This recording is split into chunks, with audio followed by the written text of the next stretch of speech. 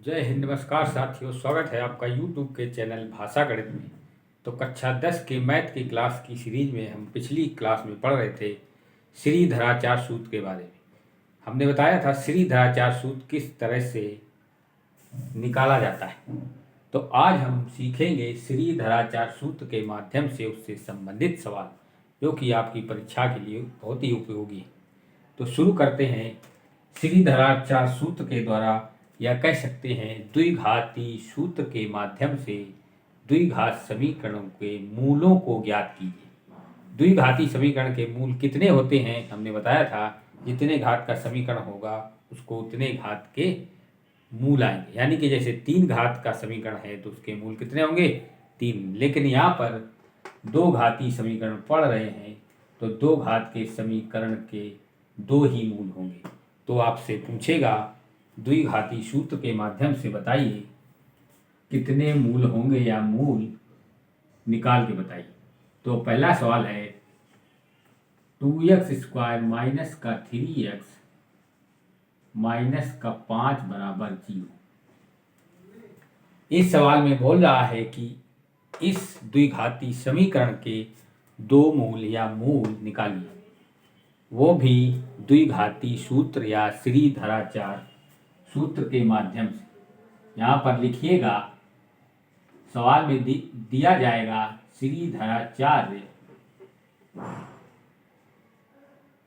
सूत्र के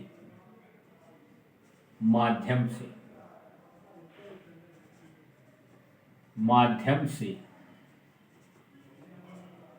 मूल ज्ञात करो। क्या करो? मूल ज्ञात करो। तो ज्ञात कैसे करेंगे? सबसे पहले हम पहला काम क्या करेंगे?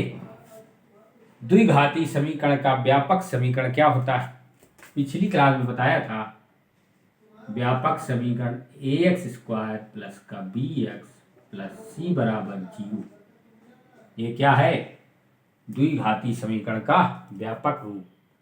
फिर इसकी क्या करेंगे? यहाँ तुलना करने पर ax² plus bx plus c बराबर 0 से, यहाँ लिखना पड़ेगा 0 से उपर्युक्त समीकरण की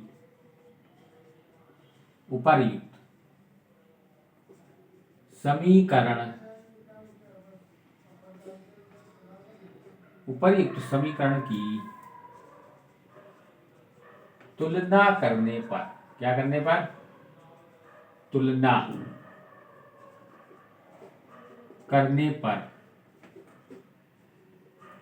तुलना करने पर ऐसा हम लिखेंगे। फिर तुलना करने से क्या होगा? ABC के मान निकालते हैं। कैसे निकालेंगे? x² का गुणांक कितना होता है? जो a होता है वो x² का गुणांक होता है, चिन्ह सहित लिखना है। तो a का मान कितना आया? 2। इसी प्रकार b का मान कितना आएगा?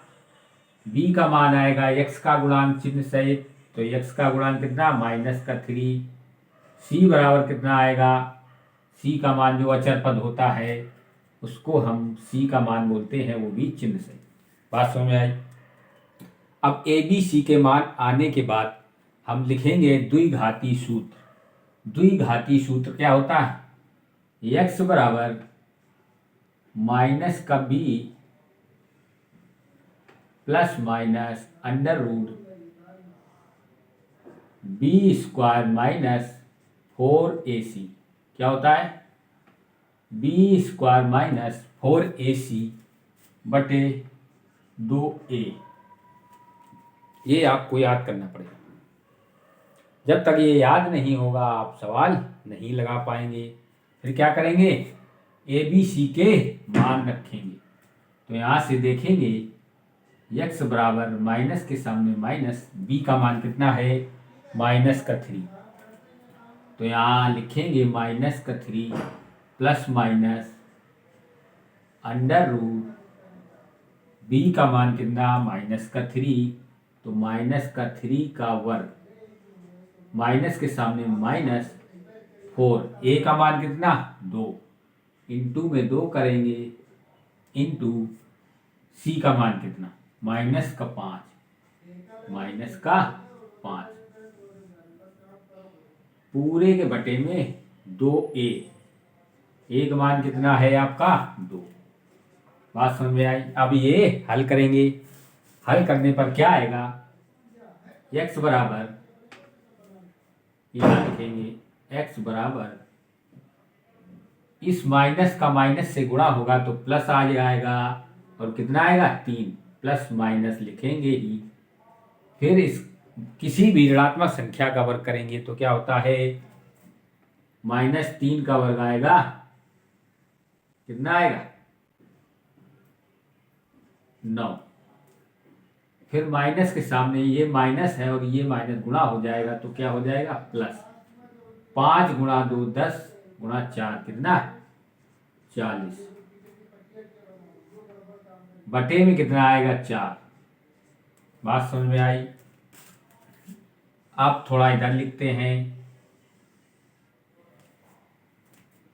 40 में प्लस 9 जोड़ेंगे कितना आएगा 49, तो यहां ही लिख देते हैं। x बराबर कितना आएगा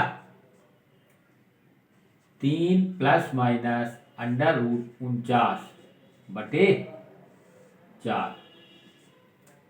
49 का वर्गमूल आ जाएगा, कितना आएगा x बराबर 3 प्लस माइनस 7 और बटे 4। बात समझ में आई। हमने बताया था दो मूल निकालने के लिए एक बार प्लस का मान लेंगे और एक बार माइनस का। तो पहले प्लस का मान लेंगे, यानी x बराबर कितना आएगा 3 प्लस 7 बटे 4, तो 10 बटे 4। तो इसको हल करोगे तो 5 बटे 2। पहला मूल क्या आया 5 बटे 2। दूसरा मूल क्या आएगा, माइनस वाला लेंगे, x बराबर 3 माइनस 7 बटे 4 बराबर लगाएंगे। 7 में 3 गया, माइनस का 4 बचेगा, क्योंकि माइनस की संख्या बड़ी है -7, यानी माइनस, फिर इसको भाग दे देंगे तो माइनस का 1। पहला मूल आया 5 बटे 2, दूसरा मूल आएगा माइनस का 1। यहाँ पर आपको लिखना पड़ेगा धनात्मक मूल लेने पर, यानी कि x बराबर 3 प्लस माइनस 7 बटे 4 धनात्मक संख्या लेने पर। फिर यहाँ लिखेंगे ऋणात्मक संख्या लेने पर, तो x बराबर 3 माइनस 7 बटे 4। समझ गए। इस तरह से आपको निकालना है। एक सवाल और बताते हैं आपको।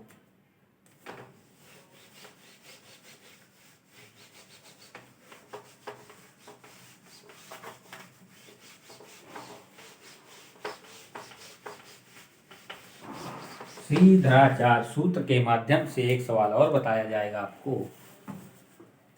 कहता है माइनस का 3x स्क्वायर प्लस का 5x प्लस का 12, माइनस का 3x स्क्वायर प्लस का 5x प्लस का 12 बराबर 0।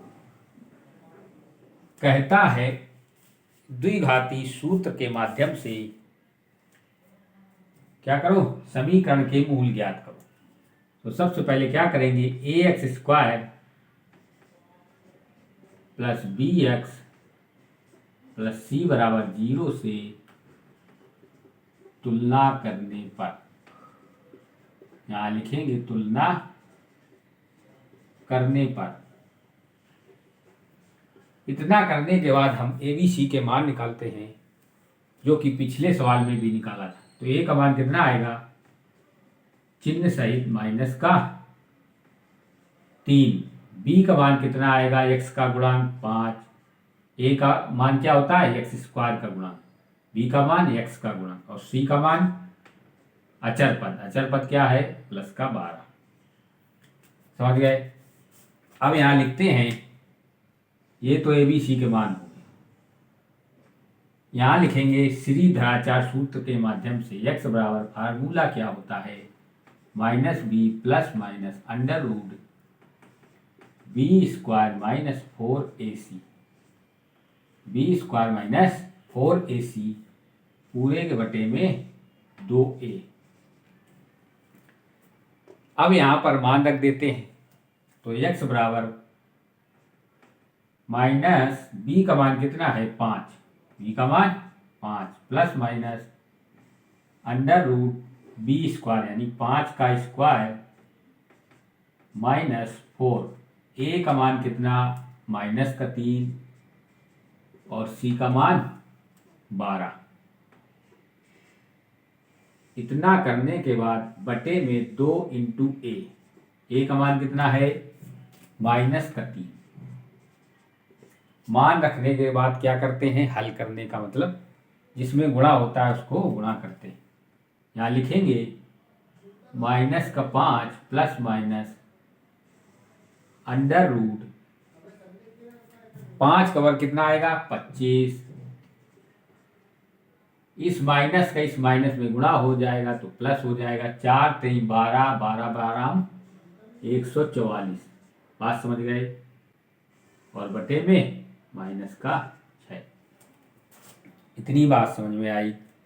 अब 144 में यदि 25 जोड़ेंगे तो कितना आएगा, 169। तो -5 प्लस माइनस अंडर रूट 169 बटे -6। ये किसका मान है, x का मान। यहां पर बराबर लगाएंगे x का मान। समझ गए। अब एक बार धनात्मक चिन्ह लेंगे और दूसरी बार ऋणात्मक चिन्ह लेंगे। तो यहाँ लिखना पड़ेगा धनात्मक चिन्ह लेने पर, फिर लिखेंगे दूसरे मूल ज्ञात करने के लिए ऋणात्मक चिन्ह लेने पर। तो यहाँ लिखेंगे धनात्मक चिन्ह लेने पर। जब धनात्मक चिन्ह लोगे तो x बराबर कितना करोगे, -5 प्लस 169 का वर्गमूल कितना आएगा, 13 बटे -6। हल करोगे कितना आएगा, 13 में 5 जाएगा, कितना जाएगा, 8 प्लस का 8 बटे 6, वो भी माइनस का, क्योंकि ये माइनस है ना। 13 में 5 गया, 8 बचा, ये माइनस लगा रहा। फिर क्या करेंगे, 2 दूनी 4, 2 3 6, वो भी आएगा माइनस का। यानी x का मान एक बार आया माइनस का 4/3। इसको हल करने पर कितना आया, -8/6। इसको हल करेंगे तो कितना आएगा, -4/3। एक मूल हमारा आया -4/3। दूसरा मूल ऋणात्मक चिन्ह लेने पर लिखेंगे। तो यहाँ पर क्या करेंगे, -5 फिर -13 बटे -6।